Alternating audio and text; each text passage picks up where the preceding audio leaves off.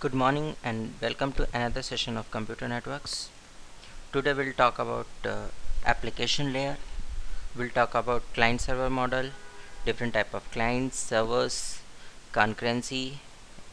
We'll talk about connection less and connection oriented services, and then we'll talk about processes.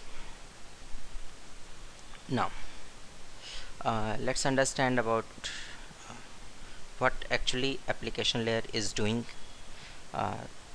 देखिए application layer का काम क्या है, user से इंटरेक्ट करना, यूज़र को इनपुट देने के लिए कोई स्पेस देना, यानी कि वो विंडो जिसके ऊपर आप वर्कआउट करते हैं, जिसके ऊपर आप कोई एक्टिविटी परफॉर्म करते हैं, वो विंडो एप्लीकेशन लेयर होती है।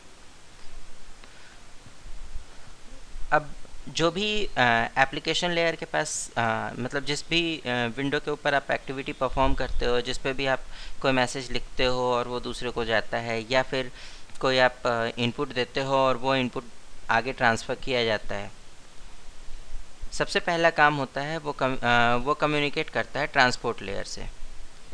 ट्रांसपोर्ट लेयर का काम होगा दूसरी एंड पे किस एप्लीकेशन के पास इस पर्टिकुलर इंफॉर्मेशन को पहुंचाना है, ये डिफ़ाइन करेगा। और ट्रांसपोर्ट लेयर के इस एक्टिविटी के बाद दूसरी एंड पे जो भी उसके करस्पॉन्डिंग एप्लीकेशन होगा वो आगे की एक्टिविटीज़ परफॉर्म करेगा। इसमें आपका एक क्लाइंट सर्वर मॉडल आता है। क्लाइंट सर्वर मॉडल के अंदर normally we have two types of computers और applications, there is server and there is client. इन दोनों की बात करें अगर, तो सर्वर एक पैसिव मेंबर होता है, ये बैठ के इंतज़ार कर रहा होता है कि इसके पास कोई क्वेरी आए और ये उसे रिजॉल्व करे। क्लाइंट आपका जो है एक एक्टिव मेंबर होता है, इसके पास क्वेरीज होती हैं, इसके पास प्रॉब्लम्स होती हैं और ये उन प्रॉब्लम्स को लेकर के जाता है सर्वर के पास।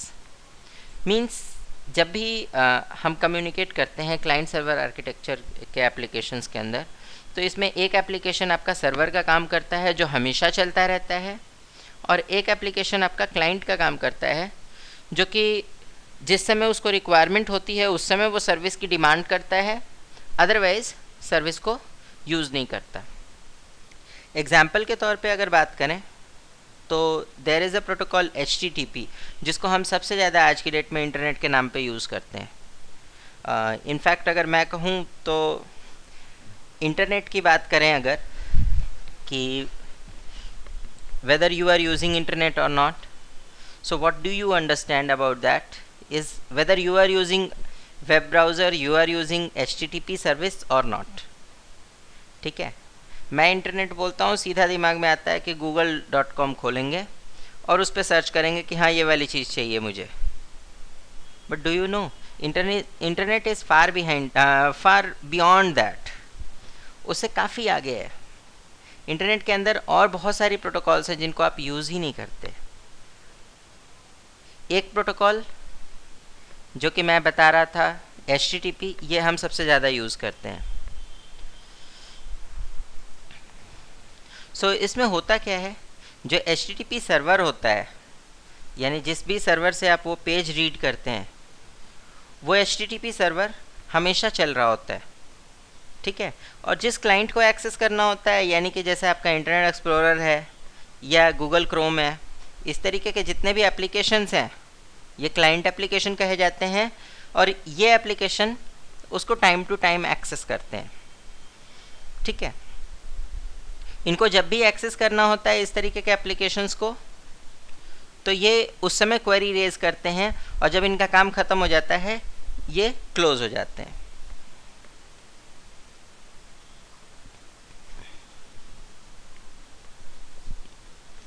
सर्वर मशीन की बात करें तो सर्वर मशीन हमेशा ही चलती रहती है, और इसमें एक से ज़्यादा प्रोग्राम हमेशा एग्जीक्यूशन में रहते हैं। कई सारे क्लाइंट्स इसके पास आते हैं इन्फॉर्मेशन कलेक्ट करने के लिए, वो इन्फॉर्मेशन लेते हैं और फिर चले जाते हैं। क्लाइंट के साथ ऐसा है कि क्लाइंट अपने रिसोर्सेज शेयर नहीं करता, अपने सर्विसेज शेयर नहीं करता, और वो हमेशा सर्वर की फंक्शंस को, सर्वर के रिसोर्सेज को यूज़ करता है। यानी अगर क्लाइंट को कुछ शेयर भी करना होगा तो उसका तरीका क्या होगा कि क्लाइंट अपने रिसोर्सेज या अपनी इंफॉर्मेशंस को शेयर करेगा सर्वर के साथ, वहाँ से दूसरा क्लाइंट उसको पिक कर लेगा। फॉर एग्जांपल अगर आप मैसेजिंग प्रोटोकॉल इस्तेमाल करते हैं तो इसमें हम क्या करते हैं कि हमारे जो मैसेजेस हैं ये हम करस्पॉन्डिंग सर्वर्स को सेंड करते हैं। जैसे हमने सपोज़ गूगल टॉक इस्तेमाल किया तो हमने मैसेज को गूगल के पास भेज दिया, या याहू मैसेंजर यूज़ कर रहे हैं तो हमने मैसेज याहू के पास भेज दिया, ठीक है। उसके बाद उसका जो रेस्पॉन्स आया, वो रेस्पॉन्स किस यूज़र के लिए वो मैसेज हमने लिखा था, वो सर्वर उसको डिसाइड करके उसके करस्पॉन्डिंग अगर वो यूज़र कनेक्टेड है तो उसको हैंड ओवर कर देगा। तो ये क्लाइंट टू क्लाइंट कम्युनिकेशन होता तो है, बट ये एक्चुअल में क्लाइंट टू क्लाइंट कम्युनिकेशन नहीं होता, ये client to server and then server to client होता है ना। क्लाइंट सर्वर मॉडल की बात कर रहे थे हम। इसमें देखिए एक सर्वर के पास कई सारे क्लाइंट्स हो सकते हैं, ठीक है। सो ये सारे क्लाइंट आपस में तो नहीं जुड़े होते, ये सारे क्लाइंट आपके सर्वर से जुड़े होते हैं। सो क्लाइंट 1 कभी भी क्लाइंट 2 के बारे में इंफॉर्मेशन नहीं कलेक्ट कर पाएगा। ये जब भी इंफॉर्मेशन कलेक्ट करेगा तो या तो ये सर्वर के बारे में करेगा या सर्वर इन क्लाइंट्स के बारे में कर सकता है।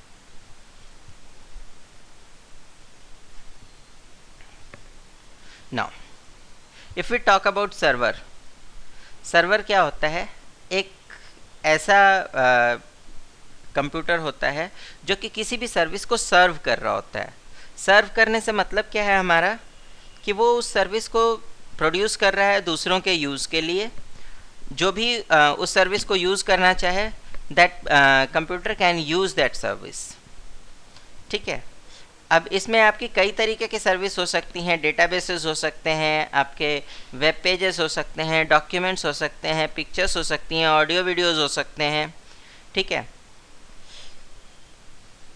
कभी कभी रिक्वायरमेंट होती है ऑथेंटिकेशन की भी, मतलब सर्वर कभी कभी ऑथेंटिकेशन की डिमांड करता है, बट ज़रूरी नहीं है कि हर बार सर्वर ऑथेंटिकेशन की डिमांड करे। ऑथेंटिकेशन में क्या होता है कि यूज़र जो है वो अपने बारे में बताता है कि मैं ये हूँ और मैं इस सिस्टम से कनेक्ट करना चाहता हूँ, ठीक है। और यूज़र को आइडेंटिफाई करने के लिए नॉर्मली हम यूज़र नेम पासवर्ड इस्तेमाल करते हैं। सो यूज़र नेम पासवर्ड के बेस पे हम आइडेंटिफाई कर लेते हैं कि yes the user is correct और नॉट, ठीक है। दूसरी बात, सर्वर सर्विसेज जो होती हैं वो ऑलवेज बैकग्राउंड में एग्जीक्यूट हो रही होती हैं, इनका स्क्रीन पे कोई खास रेस्पॉन्स नहीं होता, ठीक है। इनको जब तक क्लाइंट के हेल्प से हम चेक ना करें तब तक हमें पता भी नहीं चलेगा कि whether the service is running और नॉट, ठीक है। नाउ सर्वर्स हमारे दो तरीके के हो सकते हैं, iterative and concurrent. Iterative servers वो होते हैं जो एक समय में एक ही कनेक्शन देते हैं, ठीक है। एक समय में एक ही कनेक्शन से मतलब क्या है कि अगर सपोज़ आप किसी पर्टिकुलर सिस्टम से कम्युनिकेट करना चाहते हैं या किसी एक सिस्टम पे कुछ कमांड्स एग्जीक्यूट करना चाहते हैं, तो इसके लिए एक टूल आता है रिमोट डेस्कटॉप प्रोटोकॉल, RDP, ठीक है। RDP से अगर किसी सिस्टम को कनेक्ट करते हैं तो एक समय में आप एक ही डेस्कटॉप रीड कर सकते हैं और एक ही सिस्टम पे कनेक्ट कर सकते हैं। दूसरे सिस्टम पे जैसे ही आप करेक्ट ऑथेंटिकेशन देंगे तो वो पहले वाले का कनेक्शन बंद हो जाएगा, ठीक है। तो इस तरीके के जो आपके सर्वर्स होते हैं ये क्या कहते हैं कि कॉन्करेंट कनेक्शंस नहीं सपोर्ट करते हैं और ये आइटरेटिव सर्वर्स कहे जाते हैं। आइटरेटिव सर्वर की सबसे अच्छी बात क्या है कि ये एक समय में एक कनेक्शन देते हैं, इसलिए इनमें फालतू का डिले नहीं होता। लेकिन हाँ, मल्टीपल अगर आपके रिसोर्सेज आ रहे हैं तो उनको वेटिंग टाइम ज़्यादा हो जाता है, ठीक है। मतलब मेरे पास 4 क्लाइंट आने थे, 4 की जगह पे मैंने एक को रेस्पॉन्स किया, बाकी के 3 वेटिंग है, ठीक है। वाइल कॉन्करेंट सर्वर्स की बात करें तो इसमें multiple connection at the same time होता है और इसकी वजह से क्या होता है कि इसकी परफॉर्मेंस अच्छी रहती है। आप सिंपल सी चीज़ समझिए कि अगर सपोज़ किसी कस्टमर केयर को फ़ोन मिलाते हैं, ठीक है, एक फ़ोन है, एक ही नंबर है, तो एक बार में एक ही कॉल लगेगी उस पर, ठीक है। एट द सेम टाइम जिस समय आप कॉल कर रहे हैं, आपकी क्वेरी पूरी नहीं हुई तब तक किसी और ने मिलाने की कोशिश की, व्हाट हैपेंस? अगर एक ही फ़ोन है तो इट विल नॉट अलाउ, ठीक है। The customer is waiting.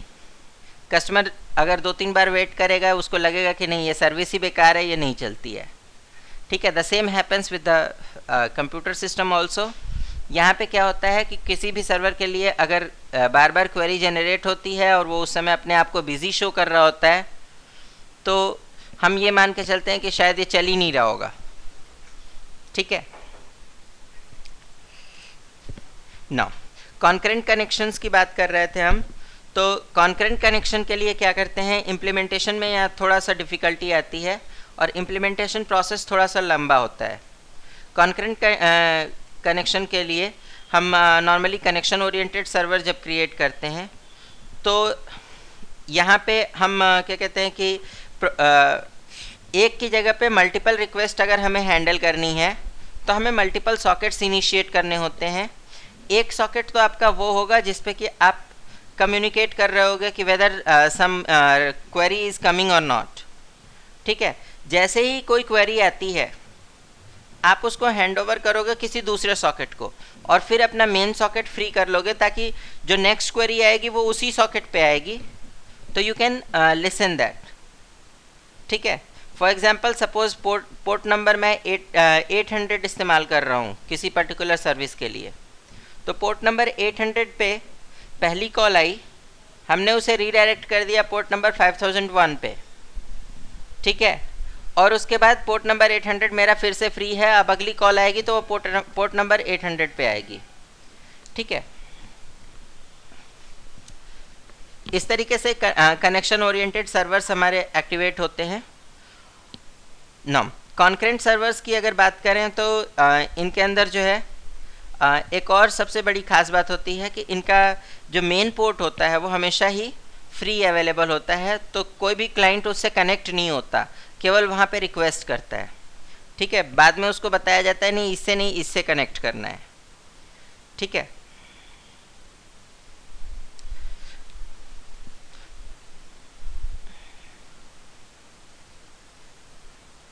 Now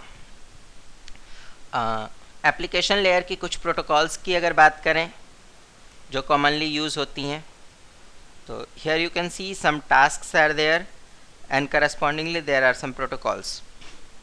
For example, if you want to transfer file, then you have so many protocols here like FTP, SFTP, Microsoft Data Share, UUCP, rsync.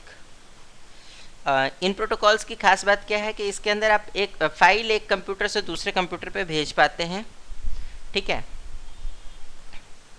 और एक system में आपके पास file थी, आपने दूसरे system पे उसको use करना था, आप वहाँ यूज़ भी कर सकते हैं। There is another one called network file system, NFS also. It is commonly use in Unix based systems. बाकी जो आपकी जो सर्विसेज हैं, UUCP is also use in Unix systems, rsync, Microsoft DS, SFTP and FTP, ये जो है window और Unix दोनों में इस्तेमाल होते हैं। Now web access. Web access का मतलब है कि हम जो है हाइपर टेक्स्ट एक्सेस कर रहे हैं जो कि एक पेज से दूसरे पेज पे उसमें लिंकिंग की गई है। ठीक है। सो वेब एक्सेस के लिए हमारे पास प्रोटोकॉल्स होती हैं HTTP, HTTPS। ठीक है। HTTP जो है ये आपकी नॉर्मल या अनऑथेंटिकेटेड मैसेजेस के लिए होती है। HTTPS जो है ये सिक्योर मैसेजेस के लिए होती है। ठीक है। ईमेल के लिए हमारे पास जो है 3 प्रोटोकॉल्स हैं। ईमेल सेंड करने के लिए SMTP प्रोटोकॉल इस्तेमाल की जाती है और ईमेल रिसीव करने के लिए हम IMAP या POP इस्तेमाल करते हैं। IMAP और POP के बीच में डिफरेंस की बात करें तो POP के अंदर क्या होता है कि सर्वर पे जो मैसेजेस हैं उनको वहाँ से कट करके आपके सिस्टम पे कॉपी कर लिया जाता है। ठीक है। और इन केस ऑफ IMAP उसकी एक कॉपी सर्वर पे रखी जाती है और एक कॉपी आपके सिस्टम में रखी जाती है। That means we synchronize in case of IMAP। Then there are some protocols for remote execution. Remote execution के लिए सबसे कॉमन प्रोटोकॉल जो है टेलनेट और SSH है। इसमें कमांड लाइन इंटरफेस पे हम काम करते हैं और दूसरे सिस्टम पे कोई भी कमांड एग्जीक्यूट करा सकते हैं। इसके अलावा rlogin होती है, RSH होती है, RDP, VNC। ये प्रोटोकॉल्स जो हैं ये ग्राफिकल इंटरफेस को भी कॉपी कर सकती हैं। RSH is remote shell, then rlogin is remote login. ठीक है। ये दोनों आपके लाइनक्स एनवायरनमेंट्स में यूज़ होती हैं, और RDP और VNC जो है ये सभी प्लेटफॉर्म्स पे यूज़ होती हैं, ये विंडोज़ पे भी चलती हैं और लाइनक्स पे भी चलती हैं, ठीक है। There is a concept called remote authentication. Remote authentication से मतलब क्या है कि मेरा यूज़र नेम पासवर्ड किसी एक सिस्टम या सर्वर पे बना था और मैं जितने उसके क्लाइंट कंप्यूटर्स हैं उन सभी पे लॉगिन कर सकता हूँ। इस काम के लिए हमारे पास जो है रिमोट ऑथेंटिकेशन प्रोटोकॉल्स होती हैं, और इसमें हमारे पास हैं NIS, then LDAP, Kerberos and radius, ठीक है। इसी तरीके से चैटिंग हम जो नॉर्मली करते हैं, इसमें जो है हमारे पास XMPP प्रोटोकॉल होती है, इसके हेल्प से हम चैटिंग कर सकते हैं, ठीक है। SIP होती है, सेशन इनिशिएशन प्रोटोकॉल, इसके हेल्प से कर सकते हैं, या IAX होती है, इसके हेल्प से कर सकते हैं। SIP और IAX जो है ये वॉइस कॉलिंग के लिए भी यूज़ की जाती हैं। Now there is some small task for you. Find out the functionality of FTP, that how you can transfer the files, and second thing, describe different type of services provided by application layer. That's all for today. Thank you.